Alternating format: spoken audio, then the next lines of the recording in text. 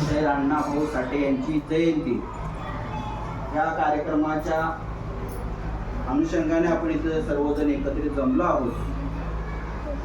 तुम्हाला मी सांगितलेलं आहेच, लोकमान्य टिळक पारतंत्र्यामध्ये म्हणजे जेव्हा आपण इंग्रजांच्या गुलामगिरीमध्ये होतो त्या काळात होऊन गेले आणि भारताला स्वातंत्र्य मिळवून देण्यासाठी एक दोन युग महत्त्वाचे होते. पहिला जो युग होता त्याला टिळक युग म्हणतात किंवा त्याला जहाल युग असं म्हणतात.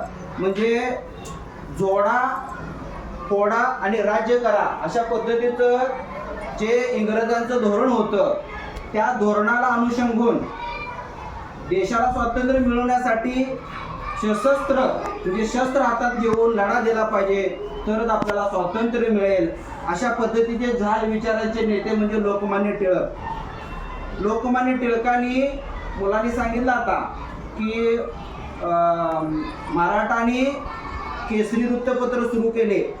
त्या वृत्तपत्रातून ते परखडपणे लिहित होते, स्वतः लिहित होते. त्यामध्ये त्या काळात त्यांनी लिहिलेलं आहे, सरकारचं एखादं कृत्य जर चांगलं नसेल तर त्यावेळेला ते काय लिहिले होते त्यांनी, सरकारचं डोकं ठिकाणावर आहे का, सरकार चालवणे म्हणजे सूड उगवणे नव्हे, अशा पद्धतीचं त्यांचं वक्तव्य तुम्हाला सर्वांना माहीत आहे.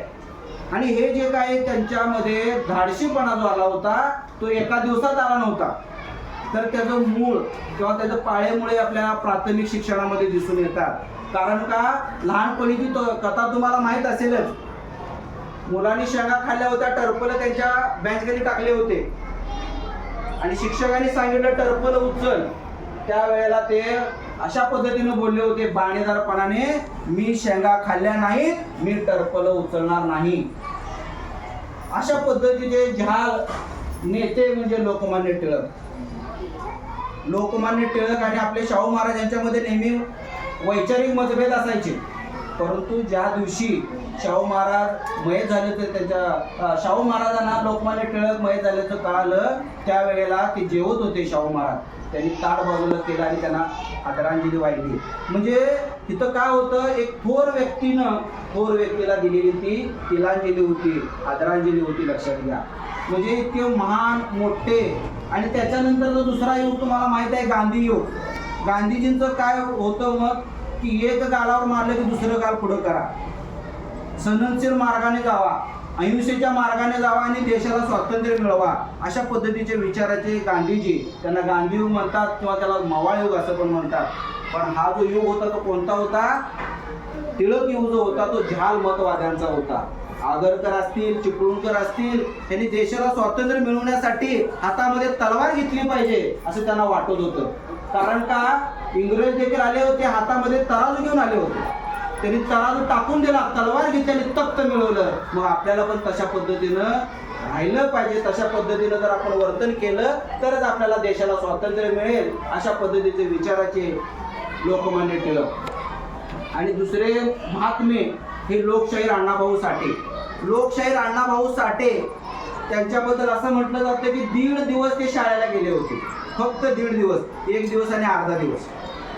तिथं ज्यांना जे शिक्षण मिळालं आणि या जगाने जे शिकवलं त्याच्यातून ते लिहायला वाचायला शिकले. आणि त्यांनी 34 कादंबऱ्या लिहिल्या. कादंबऱ्या म्हणजे मोठं असं एखादं पुस्तक असते छोटे कथा स्वरूपामध्ये, गोष्टीच्या स्वरूपामध्ये. आणि त्यांच्या त्या 34 कादंबऱ्यातल्या काही मोजक्या कादंबऱ्यावर अनेक पिक्चर निघालेले आहेत, सिनेमे, हिंदी सिनेमे वगैरे निघालेले आहेत. म्हणजे पटकथा म्हणून त्याचा वापर त्यांचा केला गेलेला आहे. त्याचबरोबर त्यांनी लिहिलेले पोवाडे प्रसिद्ध आहेत. माझी मैना गावाकडे राहिली हे तर प्रत्येकाच्या तोंडात आहे. लक्षात आलं का, बघा तुम्ही ते मिळवून तुम्ही ऐका, माझी मैना गावावर राहिली, अशा पद्धतीचं फक्कड त्यांनी लिहिलं होतं. आणि त्याचबरोबर लावणी, महाराष्ट्राची अस्मिता ज्याला आपण म्हणतो लावणी, ही लावणी देखील ते सहज लिहित होते. आणि त्या लावण्यांमध्ये असं असते बघा, सवाल जवाब असतो. एकाने प्रश्न विचारलेला असतो आणि दुसऱ्याने उत्तर देत असतं, ते देखील गाण्यामध्ये. हे अशा पद्धतीचं राम जोशी असतील किंवा अण्णाभाऊ साठे असतील, त्यांचे ते लावण्या प्रसिद्ध आहेत बघा. त्या लावण्या देखील तुम्ही मिळवून वाचा. लाल बावटा नावाचं कामगारांची संघटना त्यांनी सुरू केली. साम्यवाद, समाजवाद, समाजामध्ये भांडवलशाही त्या काळात होते. म्हणजे ज्यांच्याकडे पैसा आहे तीच माणसं मोठे होत होते. कामगारांना